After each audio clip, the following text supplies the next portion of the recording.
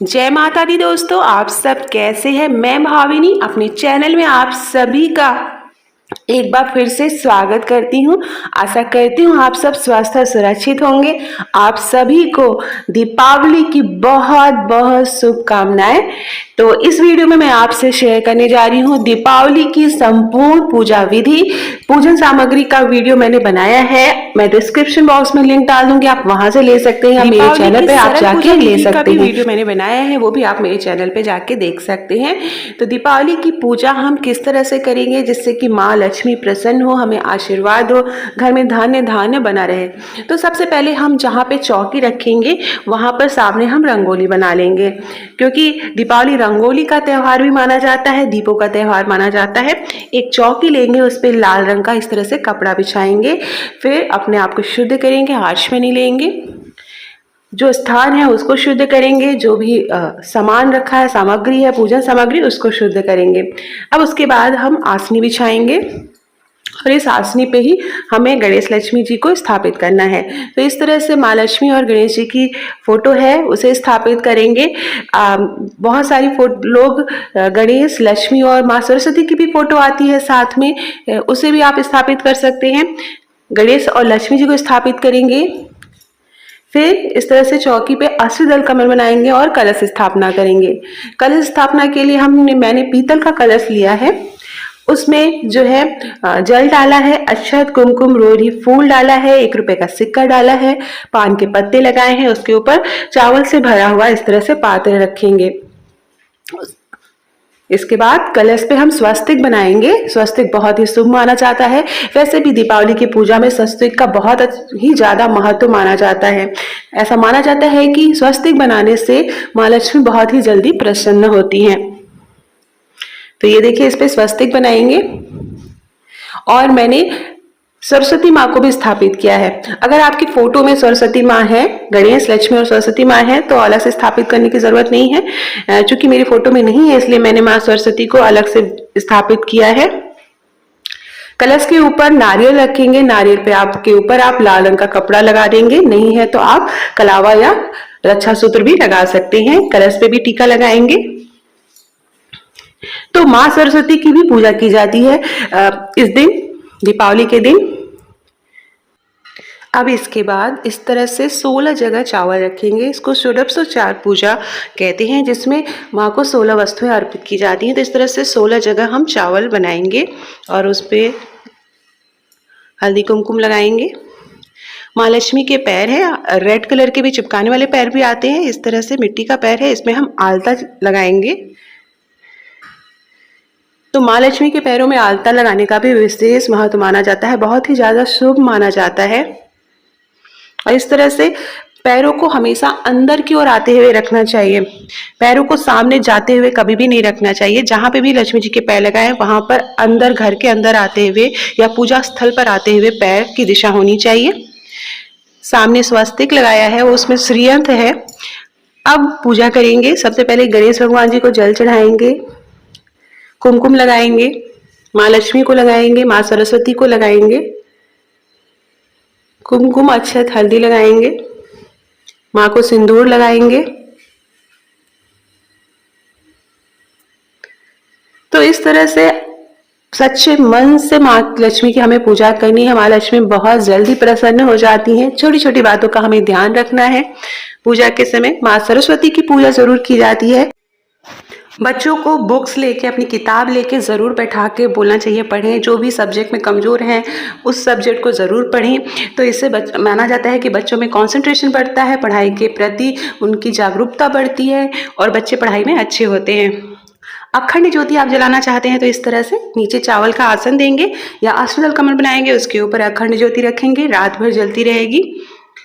इस तरह से दीपक, चूंकि दीपावली जो है दीपों का त्यौहार है, तो जितने ज्यादा दीपक आप जला पाए बहुत अच्छा है। तो इस तरह से दीपक जलाएंगे।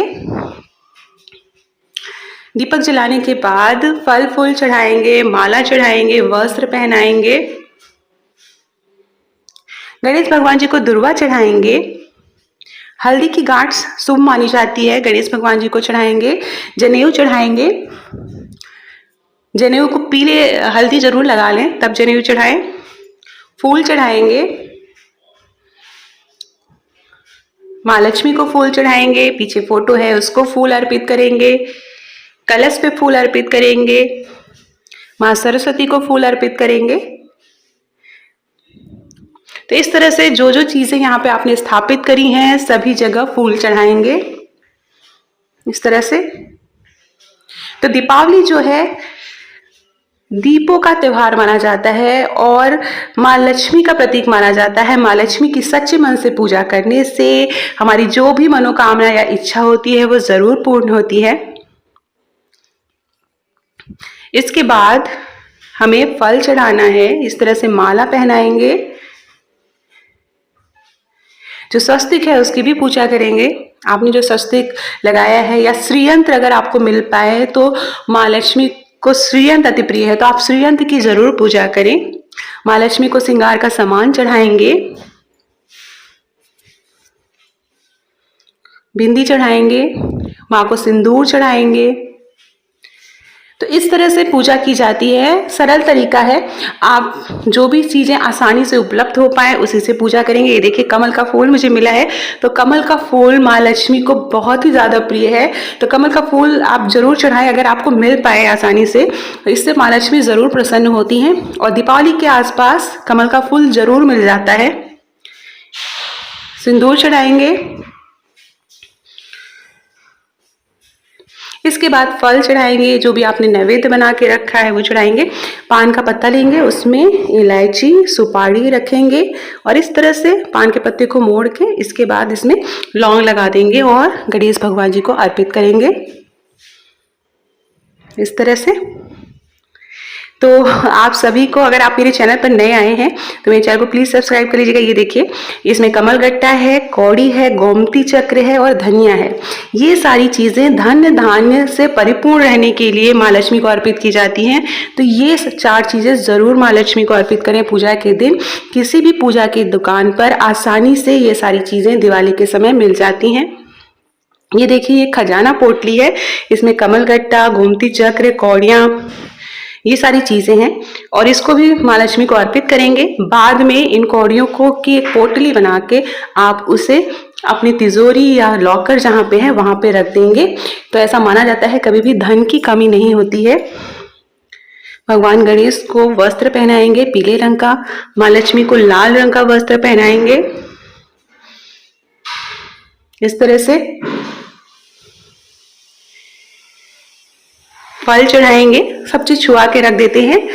भगवान को सुगंध ही काफी होती है ऐसा माना जाता है। तो जो भी फल है जैसे केला है, सेब है, शरीफा माँ लक्ष्मी को अगर आपको मिल पाए तो शरीफा बहुत ही शुभ माना जाता है माँ लक्ष्मी को अर्पित करने के लिए। नारियल आप चढ़ा सकते हैं। खीर अगर आप बना पाते हैं अपने हाथों से तो खीर माँ लक्ष्मी को अति प्रिय है, आप खीर का भोग लगा सकते हैं। तो इस तरह से मिठाइयों का त्योहार है दीपावली, तो आप मिठाइयाँ अर्पित करें। देखिए स्वस्तिक की और जो श्रीयंत्र है उसकी पूजा भी जरूरी है, तो वहां पे भी टीका हल्दी कुमकुम लगाएंगे। फिर उसके बाद धूप बत्ती जलाएंगे, धूप बत्ती से आरती करेंगे। ये देखिए ये सप्त धान है जिसको मातृ सप्त बोला जाता है। इसमें खीर बतासे हैं, तो 7 धान चढ़ाए जाते हैं। ऐसा माना जाता है कि 7 धान चढ़ाने से घर में कभी भी धान्य की कमी नहीं होती है, अनाज की कमी नहीं होती है। तो खीर बतासे माँ लक्ष्मी को, गणेश भगवान जी को चढ़ाएंगे। चीनी का खिलौना, गट्टा, रबड़ी, बताशे, लावा, लाई, चूरा, ये सारी चीजें अर्पित की जाती हैं। और ये देखिए सप्ताह है तो इसको भोग में अर्पित करेंगे इस तरह से छुआ के यहाँ पे रख देना है। फिर ये जो धान है ये अपनी रसोई में आप रख सकते हैं। रसोई में जहाँ पे भी ये सारे आपने अनाज रखे हो वहां पे आप इसको रख दें।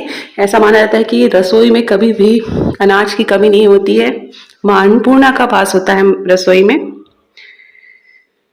तो इस तरह से पूजा करेंगे। इसके बाद आप मंत्रों का उच्चारण कर सकते हैं। ये देखिए जो धनतेरस के दिन आप चांदी का सिक्का लाए हैं उसकी पूजा करेंगे, उसको जल से शुद्ध करेंगे। उसके बाद टीका हल्दी लगा के उसे भी वहां पे माँ लक्ष्मी के बगल में रख देंगे। चांदी का सिक्का धनतेरस के दिन जरूर खरीदा जाता है। तो जो भी चांदी या सोने की चीज आपने खरीदी है उसे आप दीपावली वाली पूजा के दिन उसकी भी पूजा जरूर करें और माँ लक्ष्मी के बगल में रख दें।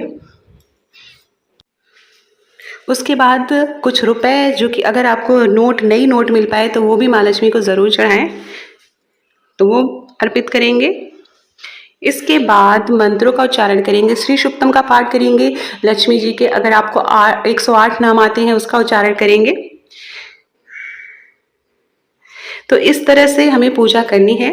श्री सुक्तम की बुक आती है, मार्केट में आपको मिल जाएगी, नहीं मिल पा रही है तो आप नेट पे भी माँ लक्ष्मी के जो मंत्र होते हैं उसका उच्चारण कर सकते हैं आप। तो श्री सुक्तम का पाठ करेंगे। ये देखिए 108 नाम है माँ लक्ष्मी के, उसको आप बोल सकते हैं। माँ लक्ष्मी की चालीसा आप पढ़ सकते हैं, गणेश चालीसा पढ़ सकते हैं, सरस्वती चालीसा पढ़ सकते हैं। तो इस तरह से आप वहाँ पे जो भी पूजा कर पाए वो कर ले।